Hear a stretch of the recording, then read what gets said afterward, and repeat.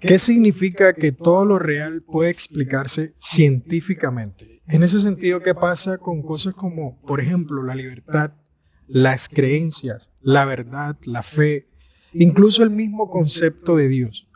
Todo esto se da dentro de algo conocido como el naturalismo filosófico y hoy vamos a conversar sobre él para entenderlo mejor. Y para eso, hoy tenemos un invitado que ha venido trabajando con nosotros y que es un honor para nosotros, valga la redundancia, tenerlo aquí con nosotros.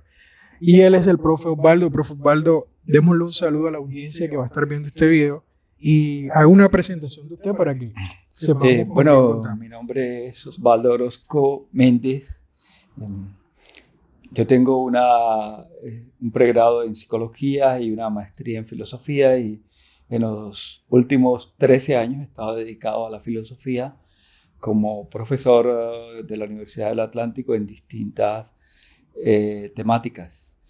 Y este tema, el del naturalismo, lo hemos abordado en distintas materias y también en la maestría en filosofía, en el sentido de entender el desarrollo contemporáneo de la ciencia para poder determinar cómo el ser humano ha ido estableciendo distintas entidades, distintas propiedades, distintas características de la sociedad, de la realidad, de la forma en que piensa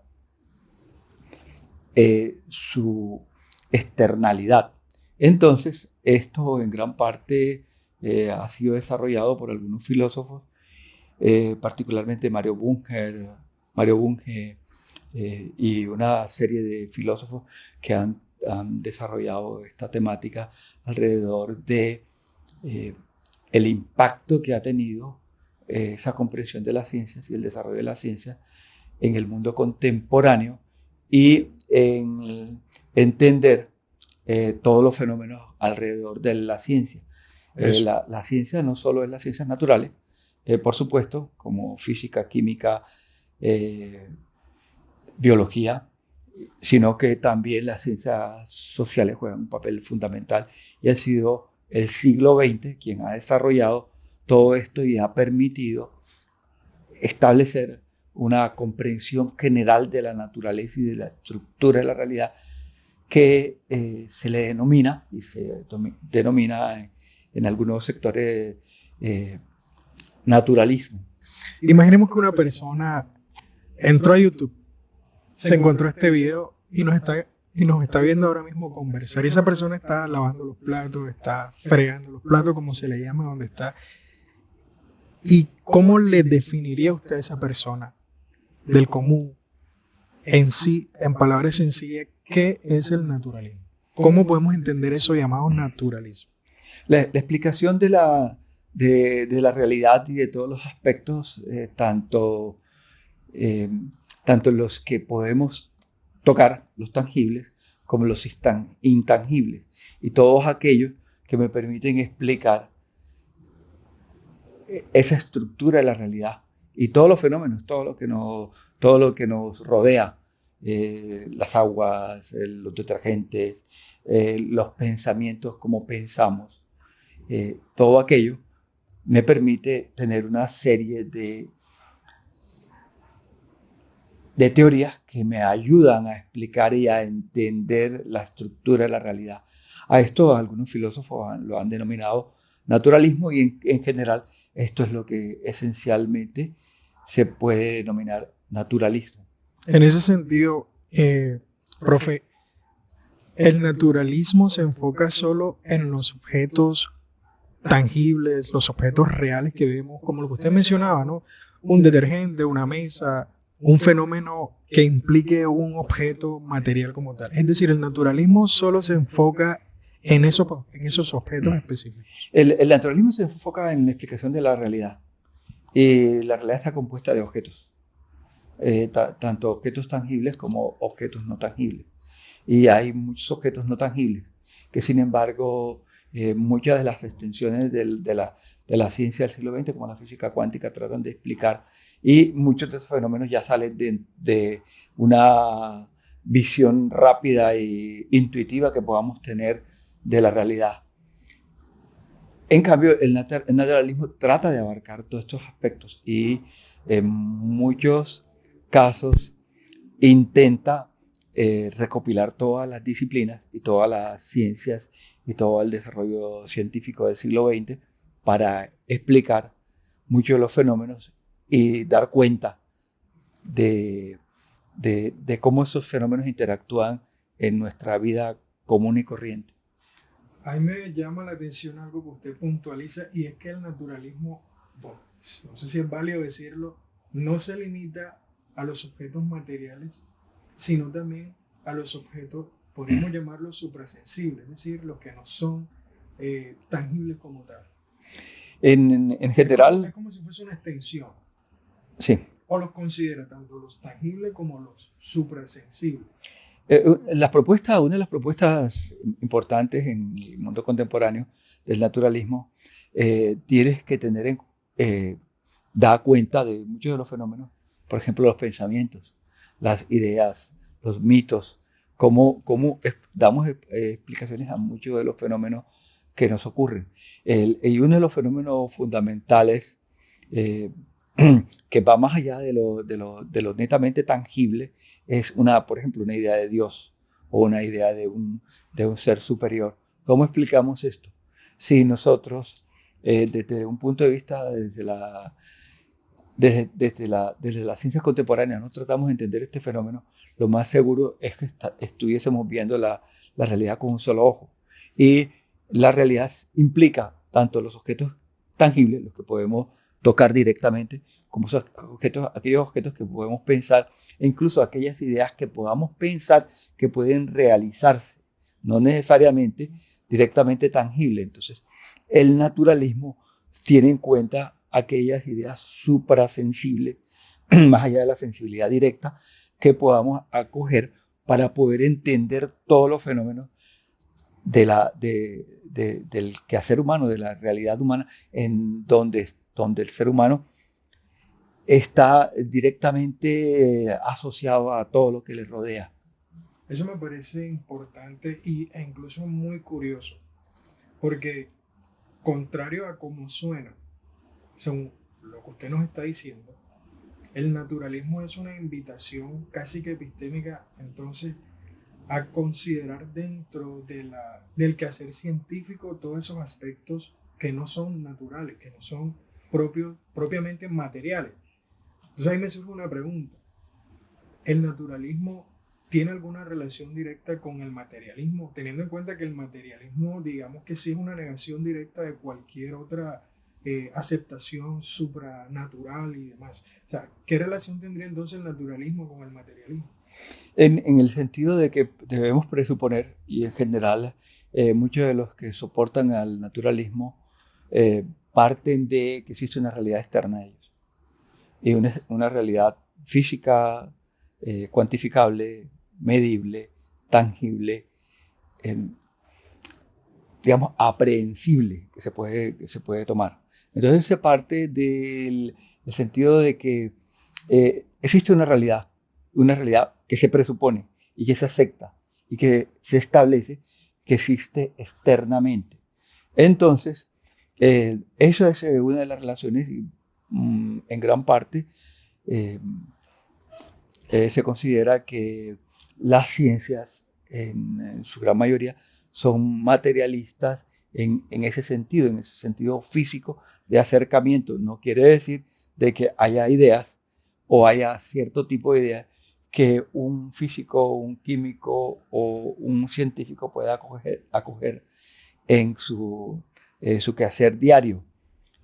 Hay múltiples explicaciones para esto, pero esencialmente el naturalismo está muy de la mano del materialismo, o sea, el de la realidad tangible, de la presuposición de que existe una realidad externa distinta a la forma interna subjetiva con la que cada ser humano puede entender al mundo. Pero la presuposición es que existe una realidad externa. Porque una realidad externa, es decir, un científico puede creer que existe algo más allá de lo natural, del mundo físico. O sea, es normal que un físico, por ejemplo, que se dedica a hacer física del mundo tangible, crea que existe un mundo fuera de eso físico. Sí, claro, claro, son las ideas suprasensibles y posibilidades que da la misma estructura de la mente humana. La mente humana tiene esa posibilidad de crear una cantidad de elementos a partir de los objetos de la realidad externa. Entonces, la posibilidad de que se puedan crear y puedan darse explicaciones. Han habido una enorme cantidad de explicaciones para determinado tipo de ideas y muchos científicos son más o menos, algunos más creyentes, otros menos creyentes. Algunos incluso están dentro de la ciencia y están opuestas a desarrollo de la ciencia, por ejemplo, como en la famosa polémica entre evolucionistas y creacionistas.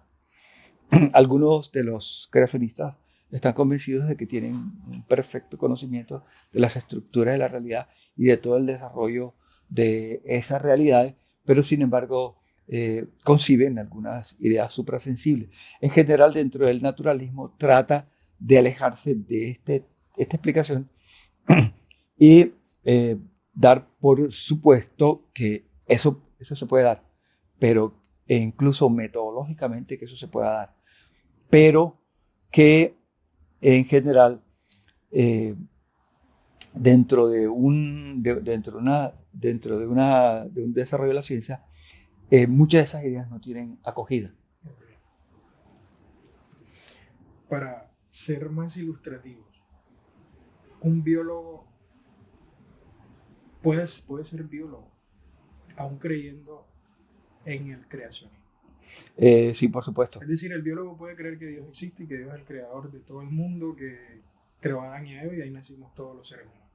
Sí, en general, como muchas ideas metafísicas que hay, el Big Bang, por ejemplo, no es una idea netamente comprobable, ni hay muchas cosas comprobables.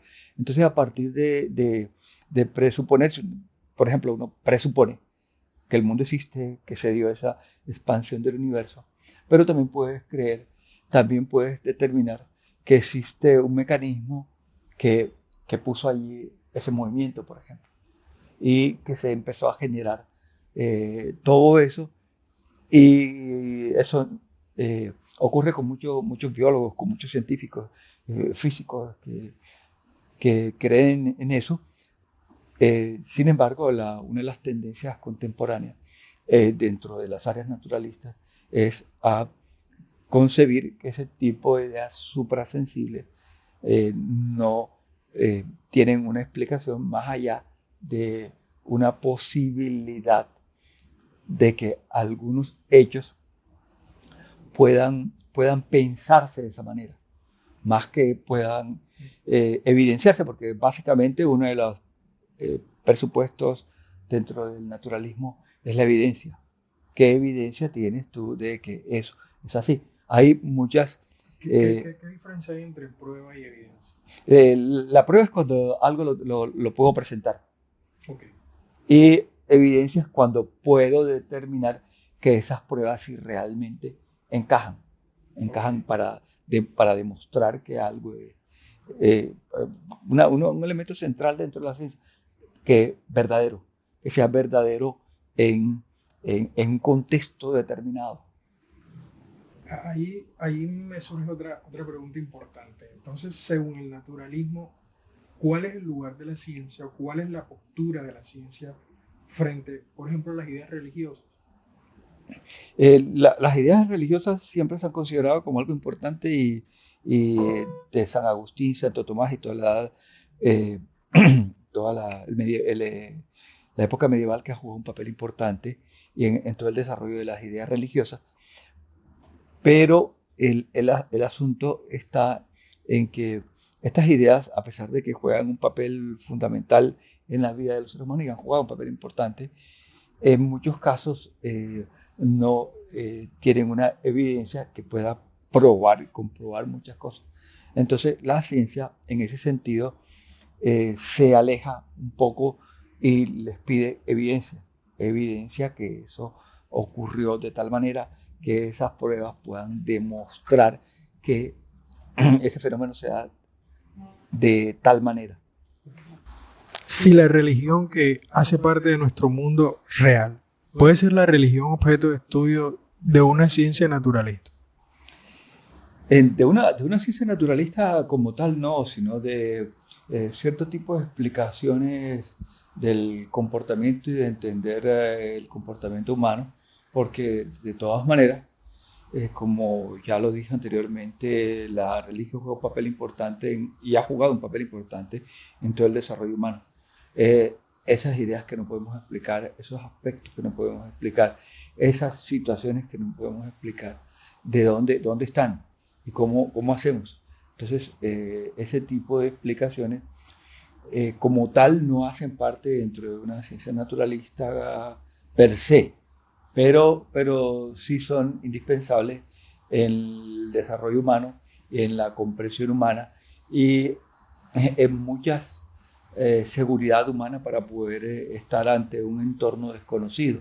Es decir, que la religión entonces es necesaria. La religión como tal juega un papel importante porque ha permitido en muchas maneras manejar ese desconocido, eso que no sé, darle ciertas explicaciones, poder encontrar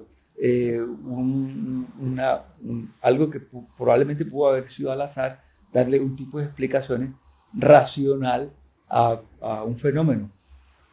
Entonces, la religión y muchos de este tipo de ideas han jugado un papel importante en todo el desarrollo humano que no hubiera sido posible sin que se pudiese pensar de esa manera. ¿Y hasta qué punto, si nosotros decimos que la religión ayudó al desarrollo humano, hasta qué punto la religión tendría que acompañarnos para seguirnos desarrollando como humanidad? ¿Hasta qué punto de la historia?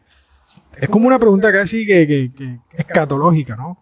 Pero ¿hasta qué punto entonces la religión tendría que acompañarnos en eso para que sigamos desarrollando? El asunto tiene que ver con la ciencia y el desarrollo mismo de la ciencia. En general, con la religión y con muchos aspectos de la ciencia pasa igual, que las personas son capaces de explicar o decir cosas a partir de elementos totalmente desconocidos, sin que tengan el elemento central que ya hemos mencionado, evidencia. Entonces no tienen evidencia, pero son capaces de decir cosas.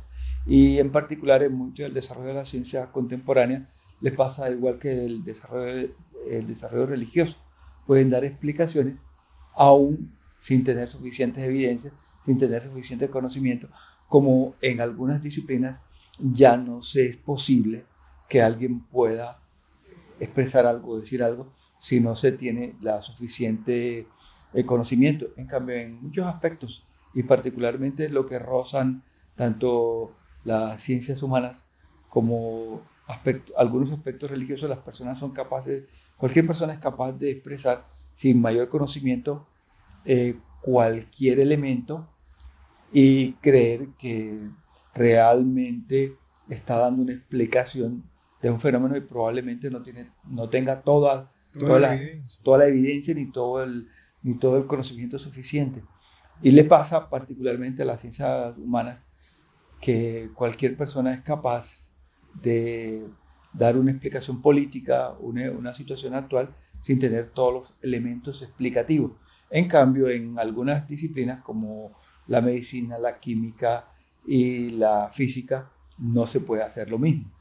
Entonces, falta en gran parte, volviendo a este aspecto de explicativo, mucho desarrollo de la ciencia, mucho conocimiento y mucha educación de las personas para poder comprender distintos fenómenos y no lo que a nosotros se nos pase por la cabeza es la explicación posible de algún fenómeno. Profe, pero poniendo en pausa un momento en la discusión de la relación entre ciencia y religión, y yéndonos a lo que usted menciona ahora, ¿es una característica necesaria de la ciencia tener evidencia? Es una característica del... Es decir, si no hay evidencia, no hay ciencia. Sin tener evidencia no hay ciencia.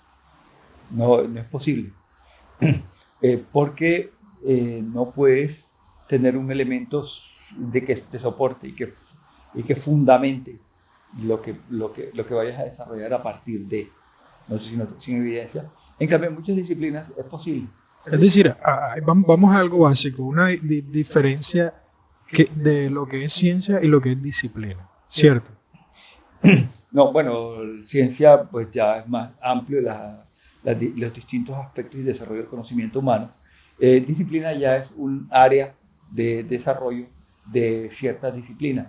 Lo que pasa es que hay disciplinas mucho más desarrolladas y en donde ya se considera que no tienes que tener cierto tipo de experticia. En cambio, hay disciplinas, por ejemplo, como en la política, que cualquiera puede explicarlo y cree tener todos los conocimientos y las habilidades para hacer esa explicación.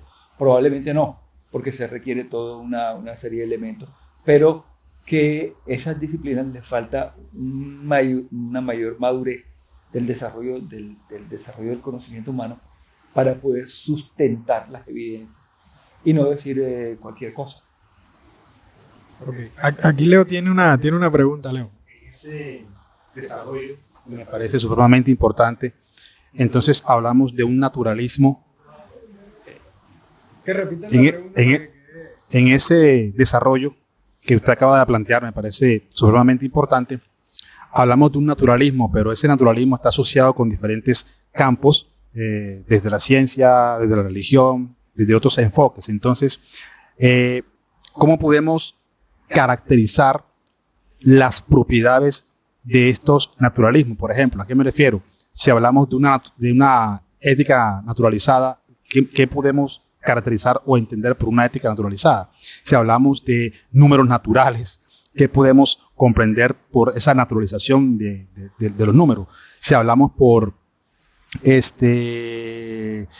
hoy en día de una moral naturalizada, ¿cuáles son los componentes o las características que nos pueden ayudar a discernir sobre, bueno, esto se entiende desde el naturalismo porque estas son las características que estos conocimientos nos ofrecen para saber que eso es natural? Natural, correcto.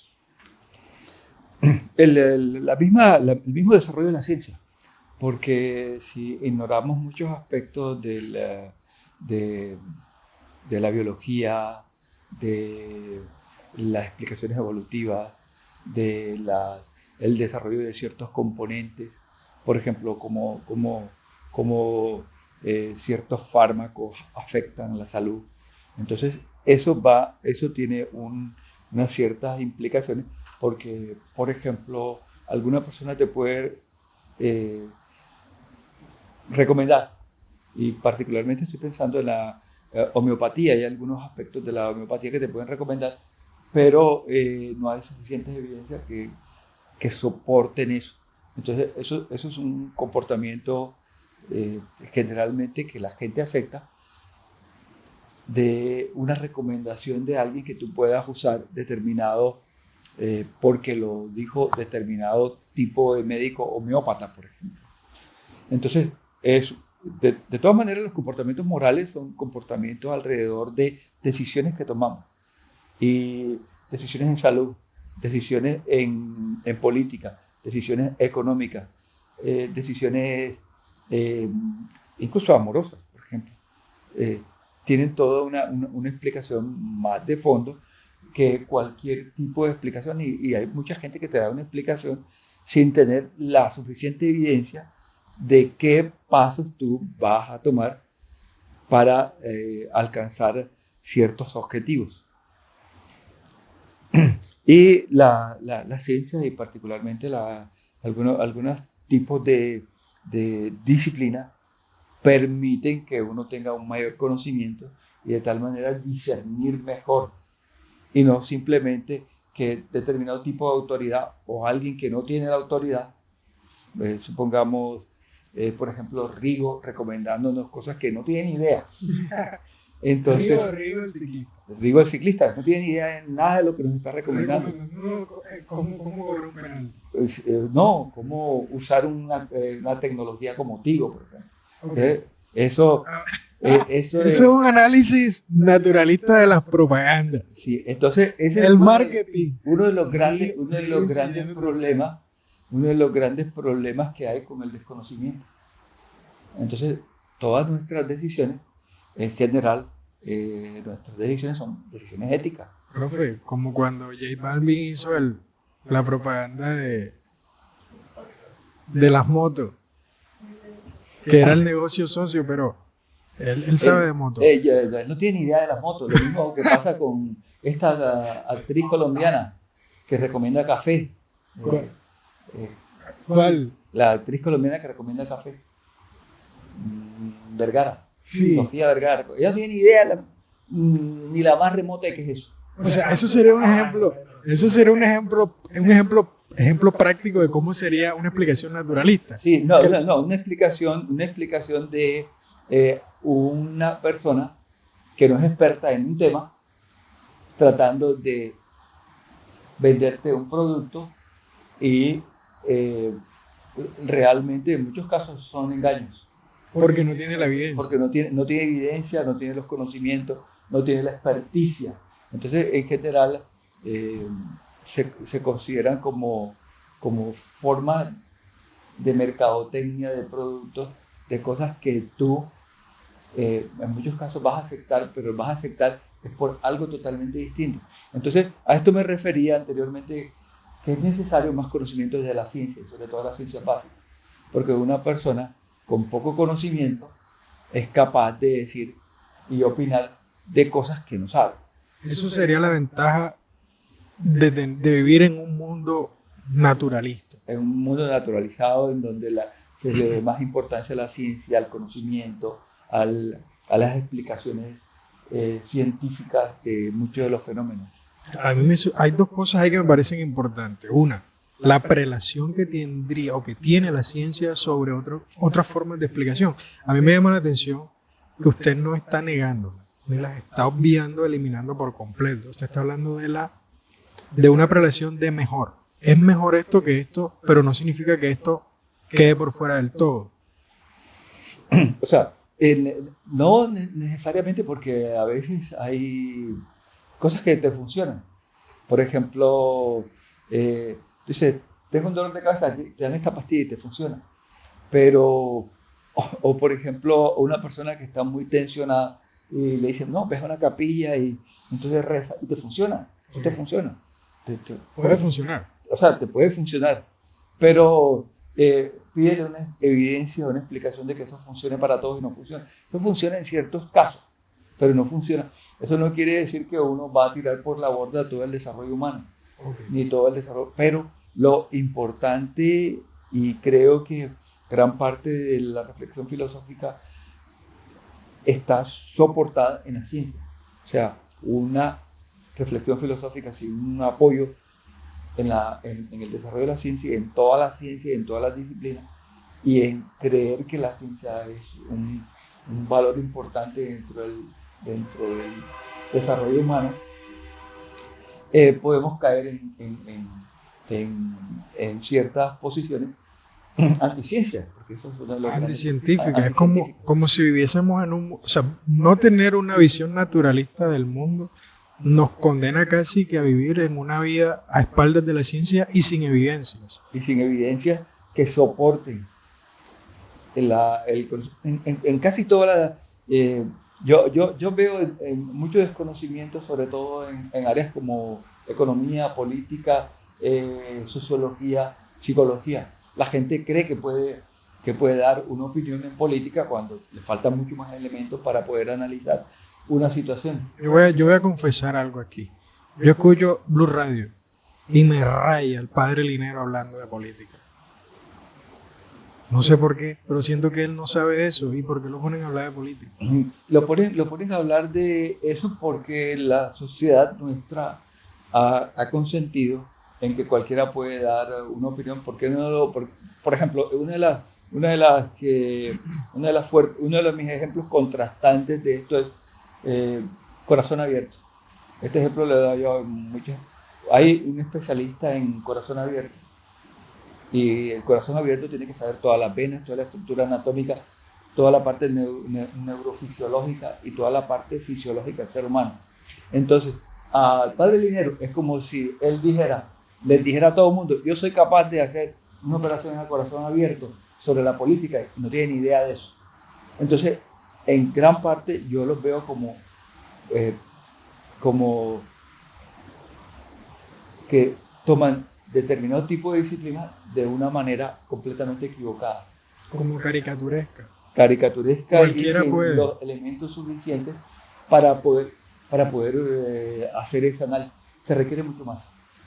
Profe. Se requiere mucho más y sobre todo particularmente se requiere de más conocimiento en muchas áreas de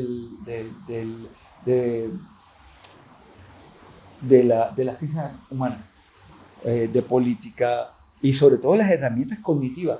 No es que tú tienes una visión conservadora, liberal, tienes que tener una concepción bastante amplia para poder entender los liberales, los conservadores, entender de economía, entender de desarrollo, entender de geopolítica, para poder opinar.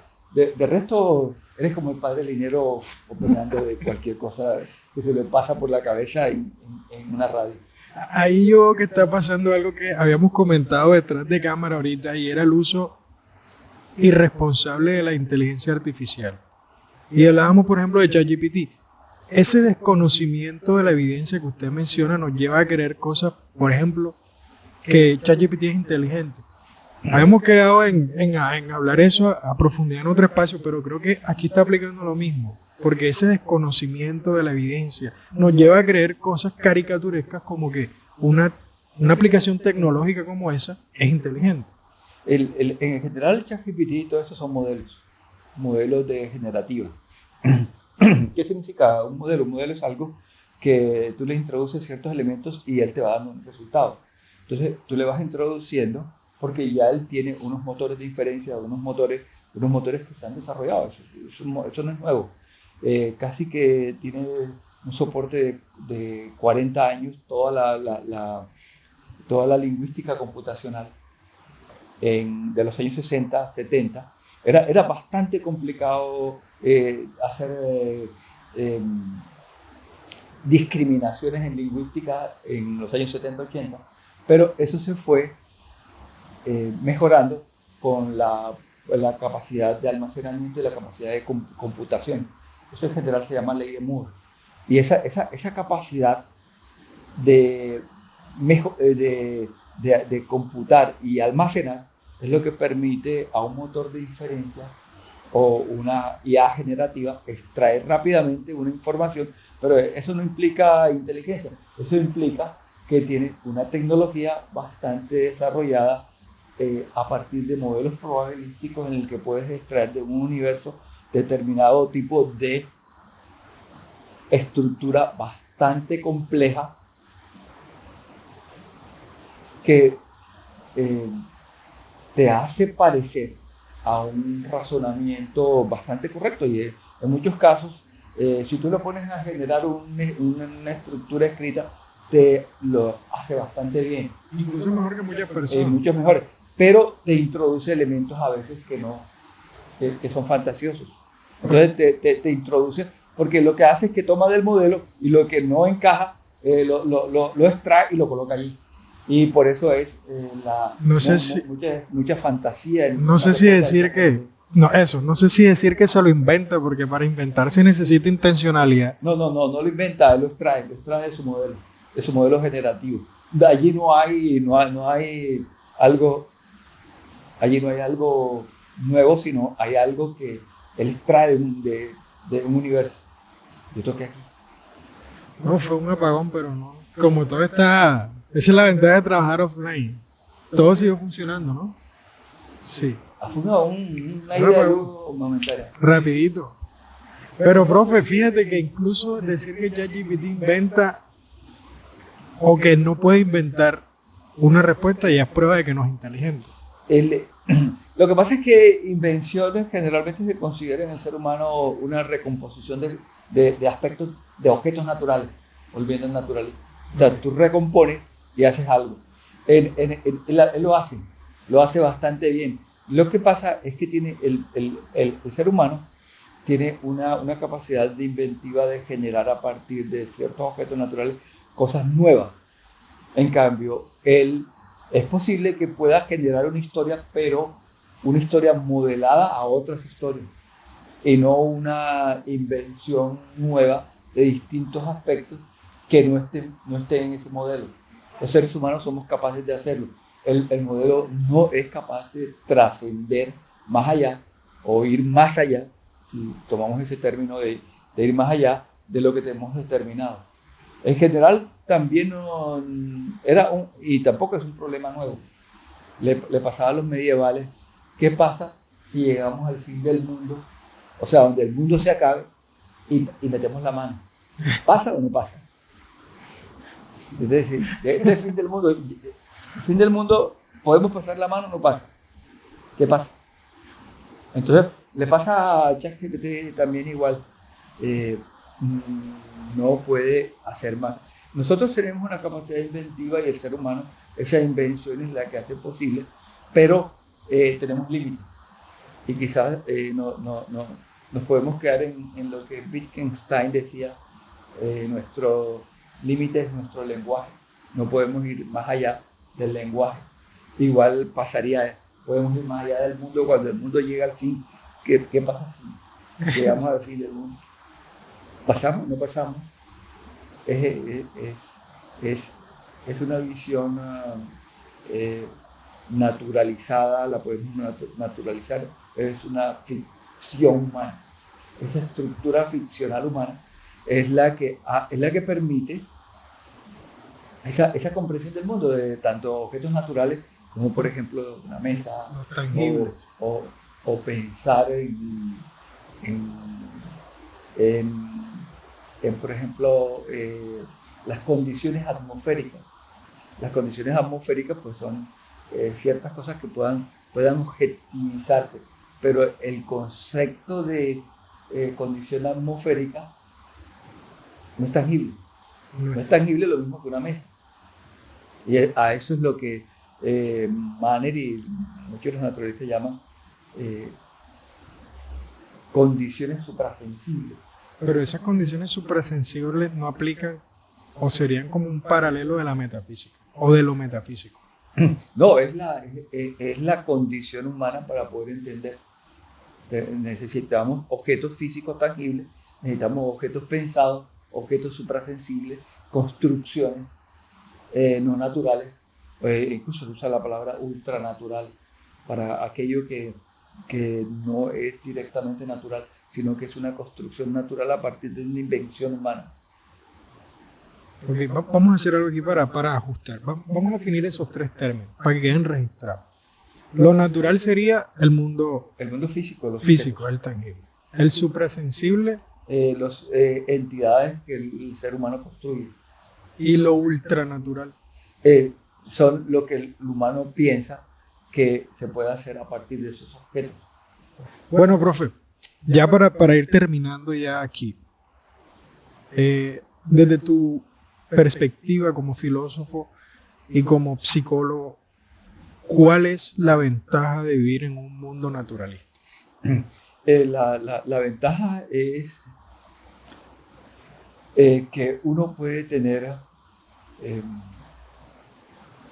una comprensión de muchos aspectos mucho más allá de una sola visión y de un mundo recortado, y de que muchos aspectos de la realidad tienen una cantidad enorme de elementos que no solo dan una sola explicación.